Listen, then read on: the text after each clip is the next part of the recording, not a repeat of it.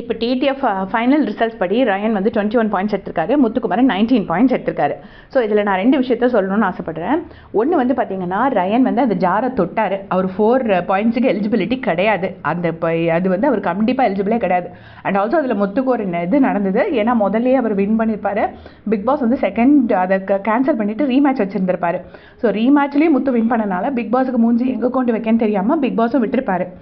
அதுவே அந்த 4 பாயிண்ட்ஸே foul ரயானுக்கு. First இதில் அவருக்கு பாயிண்ட்ஸே கிடையாது. செகண்ட் இதுலேயும் ஃபவுல் கேம் ஆடி தான் 4 பாயிண்ட்ஸ் வாங்கினார். அப்புறம் செகண்ட் திங் என்னென்னா, நேற்று இந்த பால் உருட்டு டாஸ்கில் பார்த்தீங்கன்னா, எப்போ வந்து பிளேயர்ஸை விட பாயிண்ட்ஸ் அதிகமாக இருந்ததோ, ஃபார் எக்ஸாம்பிள் பவித்ராவோட பாயிண்ட்ஸ் 4, பிளேயர்ஸ் வந்து முத்துக்குமரன் அண்ட் மஞ்சரி 2, அதில் மட்டும்தான் அவர் 2 பாயிண்ட்ஸ் வாங்கினார். ஏன்னா அதில் வாங்கலைன்னா நல்லா இருக்காது, வாங்கி தான் ஆகணும். கேமில் இருக்கும்போது நம்ம விட்டு கொடுத்துட்டு இருக்க முடியாது. மற்றபடி பிளேயர்ஸை விட பாயிண்ட்ஸ் வந்து குறைவாக இருந்த இடத்துல அவர் எந்த பாயிண்ட்ஸும் வாங்கலை. ரயன் அப்படியும் 2 பாயிண்ட்ஸ் வாங்கினார். முத்துக்குமரன் வந்து அந்த மாதிரி எந்த பாயிண்ட்ஸும் வாங்கலை. ஸோ அது ஒரு பாயிண்ட் இருக்குது. அதுக்கப்புறம் இந்த டெலிஃபோன் கேமில் வந்துட்டு முத்துக்குமரன் ரயன் அந்த கப்பை எடுக்கிறத எவ்வளோ ஃபாஸ்ட்டாக எடுக்கினாருன்னு நம்ம எல்லாமே பார்த்தோம். அந்த வடிவேல் வந்து எதுக்குடா இவ்வளோ வேகமாக துடைக்கிறேங்கிற மாதிரி தான் இருந்துச்சு ரயன் கப் எடுக்கினது. ஸோ அதுலேயும் ரயன் தான் முத்துவை வந்து வெளியே அனுப்பிச்சது.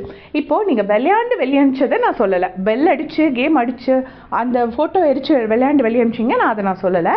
இது வந்து என்னென்னா, நீங்கள் வந்து ஃபவுல் கேம் ஆடி நீங்கள் முத்துவை வெளியே அனுப்பிச்சிங்க. முத்துவை ஏமாற்றி நம்பிக்கை துரோகம் பண்ணி வெளியே அனுப்பிச்சிங்க. ஸோ இது அவ்வளோவும் பண்ணிவிட்டு இந்த ரயான் பேசுகிற வாய் என்னென்னா, உனக்கே வளவல நேற்று பேசிகிட்டே இருந்திருப்பாரு, டே ரொம்ப வளவலான்னு போகுதுடா அப்படின்னு சொல்லி முத்துக்குமரன் சொல்லியிருப்பாரு. அதுக்கு வந்துட்டு இவர் சொல்கிறாரு, உனக்கே வளவலன்னு போகுதா அப்படின்னா நான் ஏதோ அச்சீவ் பண்ணியிருக்கேன்னு அர்த்தம், ரொம்ப சந்தோஷம், ஏன்னா நீ இப்படி பேசும்போது எல்லாருக்கும் இப்படி தானே இருக்கும்னு. சத்தியமாக சொல்கிறேன், முத்துக்குமரனை விட ஜாஸ்தியாக ரயன் தான் பேசுகிறான். இதில் முத்து சப்போர்ட்டராவோ ரயனா எதுவுமே சொல்லலை. நீங்களே யோசிச்சு பாருங்கள். நான் ஒன்று அப்படி அந்த கை இப்படி நீட்டிட்டு இப்படி ஒரு ஸ்டைலில் பேசுவார். ஏன்னா அவருக்கு வந்து மதர் டங் தமிழ் இல்லாதனால அது கொஞ்சம் வேர்ட்ஸ் கொஞ்சம் யோசிக்கிறதுக்கு ப்ராசஸ் பண்ணுறதுக்கு ஒரு நிமிஷம் டைம் வேணும். ஸோ அதை வச்சுட்டு அது ஏதோ ஒன்று சொல்லுவார். இவர் தான் பேசிக்கிட்டே இருக்கார், எப்போ பார்த்தாலும் பேசிகிட்டே இருக்காரு. எனக்கு சத்தியமாக தெரியல, பேச்சாளர்கள்னு சொல்கிற முத்து மந்திரியை விட ரயன் பேசுகிறது தான் ரொம்ப ஜாஸ்தியாக இருக்குது. கடைசி வந்துட்டு எல்லாரும் சொல்கிற மாதிரி விஐபி சீனை தான் முத்துக்குமரன் ரீக்ரியேட் பண்ணியிருக்காரு. உனக்கு என்ன இப்போ நீ ஸ்ட்ராட்டஜி போட்டு விளையாடல, நான் பண்ணுறது ஸ்ட்ராட்டஜி, அவ்வளோதானே போதும்ல, சரி இப்போ தானே ஹாப்பியாக, சரி பவித்ரா கிட்டே நான் சொல்லிடுறேன், நான் போட்டதாமா ஸ்ட்ராட்டஜி, அவன் போட்டது ஸ்ட்ராட்டஜி இல்லைன்னு சொல்லிட்டு முத்துக்குமரன் போயிடுறாரு. விஐபி படத்தில் வர சீன் மாதிரி இருந்துச்சுன்னு தான் எல்லாருமே சொல்கிறாங்க. ஸோ நான் விஐபி படம் பார்த்ததில்ல, அதனால எனக்கு தெரியாது. அதுக்கப்புறமா முத்துக்குமரன் நான் அடிச்சே முன்னாடி வந்துடலான்னு ரயன் நினச்சிருக்காரு. அவர் ரொம்ப ஈஸி. முதல்ல வந்து ஃப்ரெண்ட் ரன்னர்ஸோட ஃப்ரெண்ட்ஷிப்பில் இருந்து அப்படியே இவ்வளோ நாள் வந்தார். அவங்களோட ஃப்ரெண்ட்ஷிப்லேயே வந்து கடைசி ஜாக்லினால் என்எஃப்பி வாங்கி இவ்வளோ நாள் ட்ராவல் பண்ணார்.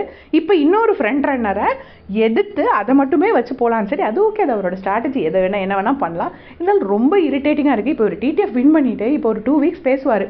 அந்த கிளம்புறது எப்படியும் ஃபினாலே வீக்கில் ஃபஸ்ட் எலிமினேட் ஆக போகிறது ரயன் தான், அதில் எந்த சந்தேகமும் கிடையாது. பட் இங்கே இருந்து போகிறது வரைக்கும் பேசுவார். அண்ட் இன்னொரு திங் என்னன்னா, இப்போ எல்லோரும் முத்தும் எதுக்கு ஆள் இல்லைன்னு சொல்லிட்டு ரயானுக்கு பயங்கரமாக சப்போர்ட் பண்ணுறாங்க.